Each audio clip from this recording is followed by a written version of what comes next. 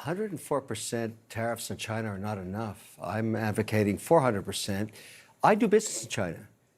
They don't play by the rules. They've been in the WTO for decades. They have never abided by any of the rules they agreed to when they came in for decades. They cheat, they steal IP. I can't litigate in their courts. They take product, technology, they steal it, they manufacture it, and sell it back here. Our boy, Mr. Wonderful, Kevin O'Leary of Shark Tank fame, originally from Dragon's Den fame up in Canada, was on Laura Coates' show on CNN, dropping truth bombs on all these low IQ Democrats that are on there. Let's go. What happens if we go into a full-scale trade war? Look, it's really ugly. This president won the election based on reducing costs, but he's enacted the largest tax increase we've seen in over 50 years. And you know who's going to pay the price? Americans shopping at Walmart, Americans shopping at Costco. We don't know the purpose of these tariffs. The only thing we do know is he's planning on taking tax revenue from Americans paying more at Walmart and Costco and putting that into tax cuts for the wealthiest Americans. It's totally gross, and it's putting us on the brink of a recession. Could cost us tons of manufacturing jobs as we get into this trade war. It's a really disturbing policy. I hope he backs off. But Kevin, he said there's a lot of deals that they're literally kissing his ass was the phrase he used, you know, very eloquently. Where are the deals? 104% tariffs on China are not enough. I'm advocating 400%. I do business in China. They don't play by the rules. They've been in the WTO for decades. They have never abided by any of the rules they agreed to when they came in for decades. They cheat, they steal IP. I can't litigate in their courts.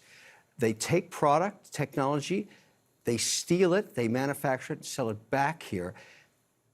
Never has an administration. 400% tariffs? What would that look like? I want Xi on an airplane to Washington to level the playing field. It's just not about tariffs anymore. Nobody has taken on China yet, not the Europeans, no administration for decades. As someone who actually does business there, I've had enough. I speak for millions of Americans who have IP that have been stolen by the Chinese. I have nothing against the Chinese people. They brought great literacy, art, and tech to the world. The government cheats and steals, and finally, an administration, you may not like Trump, you may not like his style or his rhetoric, finally, an administration that puts up and says enough. 400% tariffs tomorrow morning. He'll tell you why. Xi can only stay the supreme leader if people are employed. If we wipe out any business there, because we are still 39% of all consumables on Earth and 25% of the world's GDP, America is the #1 economy on Earth with all the cards. We will not have that forever. It's time to squeeze Chinese heads into the wall now. Well, I'm hold not on talking a about second, tariffs. Kevin. Well, I hear you, but hold on. If we're talking about people, the average consumer, not necessarily the head honchos of businesses all across the globe, can they withstand the pressure of that sort of tax on the goods they're going to have? It's short-lived. There will be but what's your timeline compared to, you don't know the average American's timeline, what they can actually survive. There's people right now who can't survive 400% tomorrow morning, cheese on an airplane to Washington to cut a deal. What do you think?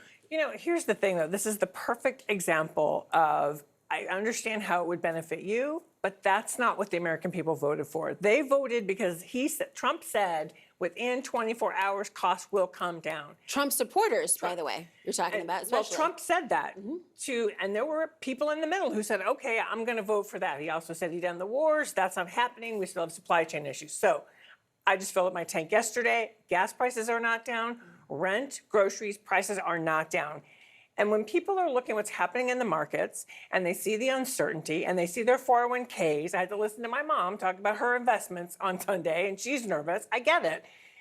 On top of that, though, don't forget, tomorrow we're going to have a vote on a budget that is going to be also another series of cuts for the American people and a little bit of gamesmanship, as you were saying, so that we can sort of pay for the tax cuts for folks like Kevin.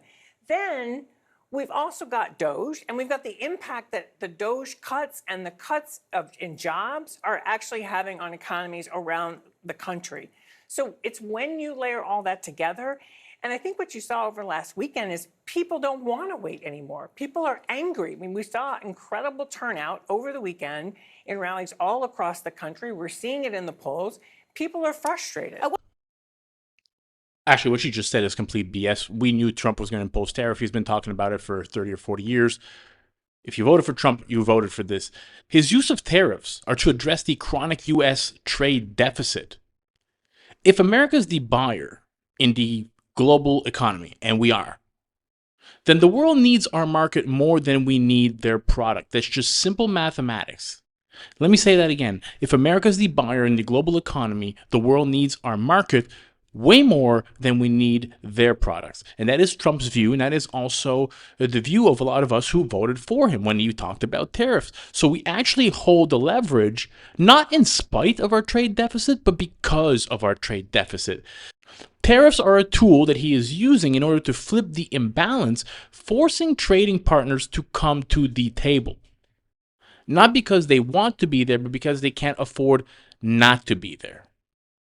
China putting these extra tariffs on American goods is weird. We don't actually import that many goods into China. The number is actually big, but they're not of a big value. But they do import a massive amount of goods into America because we are the global marketplace. So when we apply tariffs on Chinese goods, it's like 100 to 1 the imbalance when you talk about dollar for dollar. This is what Scott Bessent, the Treasury Secretary, was talking about all week long. That there's an economy imbalance, but we have the edge. Their exports to us are 5 times our exports to them dollar for dollar. We hold all the cards. Let's get back to the video. I want to bring this into real terms as well. I mean, I'm an everyday person. I'm going to tell you that right now. And so when I think about how much things cost, I want to know things I'm going to afford or not afford. Listen to what somebody who's a furniture store owner in Kansas had to say about, say, the price of a sofa. With the 54%, if we sell a sofa for $1,000, we will have to sell it for $1,299. And if it's 104%, then that sofa will be over $2,000. I don't think they can afford it. Zolan, that's a real figure for a lot of people. A $2,000 couch as opposed to what they thought they were going to spend? Yeah, that means higher prices for average Americans. And by the way, that's what Republicans in Congress right now are also worried about here. Hearing from their constituents at town halls and as the weeks go by, if consumer prices go up, that economic frustration then turning into political backlash against them and the administration. But Kevin's point is that it's short-lived. What's your reaction? Well, I mean, it's up to debate whether it's actually going to be short-lived at this point. Consumer prices going up. Again, economists say U.S. importers do pay the price of tariffs. That then goes down to the consumer. Also, one thing that is consistent right now is uncertainty. There's uncertainty right now, and this gamble that the administration is doing that the average American will be able to weather through any type of economic frustration is bet on the idea that you'll then have investment in American manufacturing. Tough to pair investment with uncertainty. So where does consumer confidence factor into all this? If people are nervous about what they can or cannot afford, how about that short-lived proposition? I mean, it's plummeting. And I think the only way we're going to restore it is if Congress takes back the car keys from the president and takes away his power to impose the largest tax cut in 50 years with the stroke of a pen. That's the only way that people are going to have confidence. If he announces a series of deals tomorrow, what's going to happen in a month from now? Nobody's going to have any confidence that this is going to go away. As long as he has, basically the gun on the Resolute desk, American consumers, businesses are all at risk as long as it's there. Oh, we're talking about, obviously, sofas, but how about iPhones, which so many people have? There's this notion of making it in the United States. Talk to me about that, Kevin. What is the likelihood that that could actually happen? There are people who are saying, fat chance. Moving manufacturing back to the U.S. takes a long time, but I'm still focused on 2 aspects. I mean, you have to differentiate the tariffs negotiated between countries, because the Eurozone just 48 hours ago said something remarkable. For the first time in decades, we're willing to go to 0 on 0. That means they open up all markets to all products, all services. That's a huge win. So forget about Israel or Thailand or Cambodia. We're talking about one of the largest economies on earth saying, okay, we get the joke. You want to sell cars? You want to sell a Corvette in Berlin? we're okay at 0. We've never had that before. So let's call that a huge win. We haven't done the deal yet, but let's get the German people over here to start negotiating that. Agriculture in Britain will go to 0 on 0. Canada, we'll love to do energy 0 on 0. So that's a huge win for him. Huge. He hasn't even taken advantage of it yet. I thought, Kevin, part of it, I'm curious from your perspective, and everyone, if one of the biggest assets of a negotiation is leverage, if he has said they're here to stay, does that remove some of the ability for him to negotiate in the long run with these countries? Well, I'm trying to differentiate between the trade non-parity. For an example, you talk about Thailand. I have a company that makes greeting cards. Hewlett-Packard laser cutters making greeting cards in Thailand because labor's cheap, and we FedEx them every day here. They only have an economy of 35 billion, and the deficit is 200 billion. That country will never have trade parity with us. It's too small. But we can go to 0 tariffs with them. And I'm telling you, there's a difference between getting everybody at 0 on 0, which is free trade basically, which for Trump would be a huge win. That call 48 hours ago when the Eurozone said, okay, uncle, we'll go to 0, take that win. It's a huge win. Now, getting trade deficits settled, that's going to take decades because we are the largest economy on earth by a factor of 2.5 times. What's your thoughts? We're always going to have I deficits. also want to zoom out because I do think it's worth noting that there are many in Congress as well as the business community that are questioning if the White House, and specifically the president, is even ready and in a position to negotiate. The Home Depot co-founder mixed- made a comment on saying something like, I'm quoting here, I don't understand the goddamn formula. I believe he's been poorly advised by his advisors about this trade situation and this formula they're applying. You already see a tension between Musk and Navarro. That's right. And that's not it. There's been mixed messages from different aides. Some that are saying, that they do want negotiations. The White House said today that 70 governments around that have come to the White House looking to start conversations. At the same time, really, the person who matters the most is Trump and what he wants to do.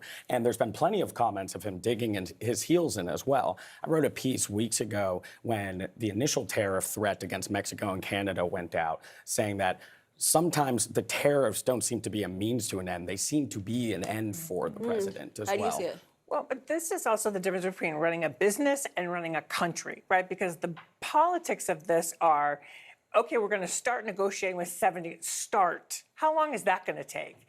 Is that months? Is that the rest of the year? Then we're into the midterm season. And if you're a Republican member of Congress and you are hearing from your constituents who are saying, look, now we're in a recession. Now my prices are even higher than before. Why haven't you stood up to the president? Then they're going to put them in a real bind. And the one thing, the kind of pushback for Trump is he doesn't care because he's not running again. But if he wants to keep his majorities in the House and Senate, his team at least understands you better have a plan. There better be a plan to, are the tariffs a means to an end or are they the end game? And what are we going to be saying? And how will we keep our majorities if we want to keep enacting this regime? I legit think that Karen Finney is wrong all the time about everything. How she ever made it to being an advisor for Hillary Clinton, newsflash, she didn't win the election, is beyond me. Now the tariffs have been paused for 90 days. The big enemy here is China. Just like Kevin O'Leary was saying, he can't litigate in their courts. They steal our IP and sell it back to us. They should have never been let into the World Trade Organization. We can all thank Bill Clinton for that one. But let's not get this twisted that without us, sure, you're going to have a big population of people in India and Vietnam, Thailand, Cambodia, highly populated countries, but very poor countries compared to America and what we spend with China. Kevin O'Leary is 100% right here. I hope you enjoyed the video. If you did, smash that thumbs up button for your boy. Consider subscribing to the channel, help it grow. And I'll catch you all in the next one. Peace out, everybody.